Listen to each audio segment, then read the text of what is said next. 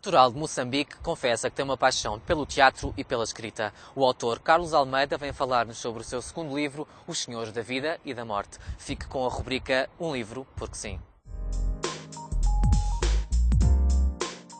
Boa noite. Os Senhores da Vida e da Morte é o segundo livro de Carlos Almeida. O autor escreve sobre a necessidade que todos temos de dar um sentido à nossa existência. Boa noite, Carlos. Boa noite. Antes de mais, como é que a literatura surge na sua vida? Surge de uma forma muito natural, muito cedo, como uma paixão, como uma descoberta, e conforme ia lendo, conforme ia descobrindo a literatura, ia querendo naturalmente ler mais e depois também a vontade as ideias que iam surgindo com a leitura, de uma forma natural, pô-las no papel. A folha em branco, eu costumo dizer que é a minha maior fonte de inspiração. Sobre este livro em particular, o medo é uma constante na vida de todas as personagens. Ele é indissociável tanto da vida como da morte. Eu acho que sim, não é? Eu costumo dizer que todos nós vivemos num equilíbrio. Nós, para sabermos o medo, temos de ter a coragem. Para sabermos o que é o amor, temos de ter o ódio. A questão toda é que, por vezes, vivemos num desequilíbrio perante estas duas situações. E a verdade é que acho que hoje se vive demasiado com medo, e o livro retrata muito esse medo da vida, mas esse medo da vida tem a ver com o nosso medo da morte, que é o desconhecido, porque a vida nós ainda vamos conhecendo, a morte não. E esse medo impede-nos, maior parte das vezes, na maioria dos casos, de viver. Não é? Poderíamos dizer que existe um medo constante daquilo que nos é desconhecido? Sim, mas que nos torna prisioneiros. E dou-lhe um exemplo dentro do livro, existe uma metáfora de uma mãe que não quer, que aprisiona o seu filho. E nós não percebemos que na vida, quanto mais, aquilo que nos traz o medo, leva-nos mais depressa a perder isso mesmo. Ou seja, se nós temos medo de perder alguém, mais depressa vamos perder esse alguém. Sobre perder alguém, e essa é uma parte muito importante do livro. Chegou a falar, para escrever o livro, chegou a falar com alguém que estivesse ou no processo de aceitação do fim, ou que tivesse perdido alguém muito cedo, etc. A personagem principal, o André, é uma personagem que existiu de certa forma. Não naturalmente com o nome, mas é baseado numa história que eu acompanhei de muito perto, e o próprio processo de travessia do deserto interior foi-me transmitido por essa pessoa. Muito interessante. E naturalmente que isto juntando a algo que naturalmente nós vamos, todos nós vamos sendo um retrato daquilo que vivemos, e algo que eu ia vivendo e ia observando as pessoas à minha volta, a tal existência de medo, o tal impedir de viver que esse medo trazia, é que eu achei que seria interessante escrever este livro, até de uma forma de reflexão para quem o lê e para quem o vai, naturalmente, pensando ao longo das páginas. Poderíamos dizer que o livro tem uma certa mensagem de paz, não é? De encontrar, da pessoa se sentir bem em equilíbrio, ou estou enganada? É isso mesmo. Aliás, um dos pontos de partida para este livro foi um poema lindíssimo do Aaron Scott Holland, que eu, aliás, gostaria de saber porque é que escolheu esse poema. Isto é uma história muito, muito engraçada, porque eu estou a viver um pouco esse processo que eu disse que acompanhei de perto, e eu gostava muito de uma revista que saía todos os sábados, da Laurinda Alves, e há um dia que ela faz um editorial dessa revista, precisamente falando da morte, e onde está este poema, ela inclui este poema. E eu, ao ler o poema, eu acho que, conforme ia lendo o poema, eu ia desenhando a história um pouco na minha mente. E eu achei que aquele poema retrata precisamente esse equilíbrio de paz, que disse muito bem, que a vida não é só um corpo.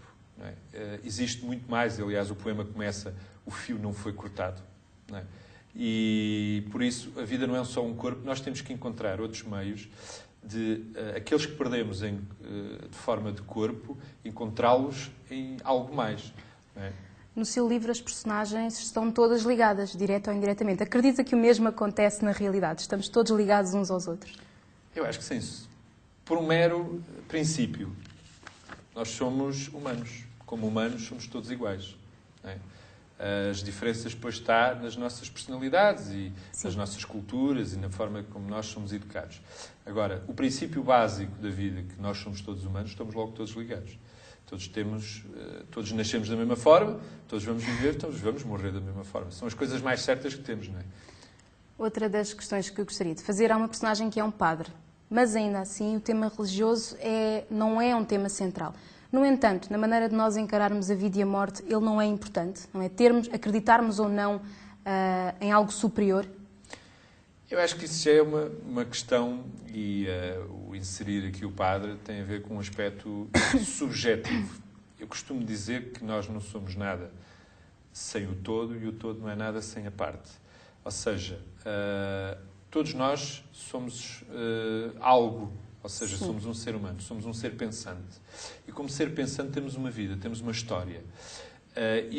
Nessa história, a nossa relação com as verdades, e a morte e a vida são duas verdades absolutas, depende daquilo que nós acreditamos. Ou seja, eu fui buscar o padre pelo aspecto daquilo que se acredita para além da vida, de uma forma divina, supostamente divina. Se calhar vai haver outras pessoas, por exemplo, os ateus, que não acreditam nessa forma divina. E que fazem essa viagem a caminho do fim de uma maneira diferente. Completamente. Aliás, se formos no final, acho que a sensação que todos ficam é que somos todos iguais, mas somos todos diferentes. Uma vez terminado o livro e tendo em conta que passou, não é, ou está a passar de perto por alguém que tem este tipo de experiência, muda de alguma maneira a forma como você encara a sua vida e a maneira como vive a sua vida? Sim, sem dúvida. Infelizmente, a pessoa que foi onde eu me baseei na personagem principal já não está entre nós há algum tempo, em termos de corpo.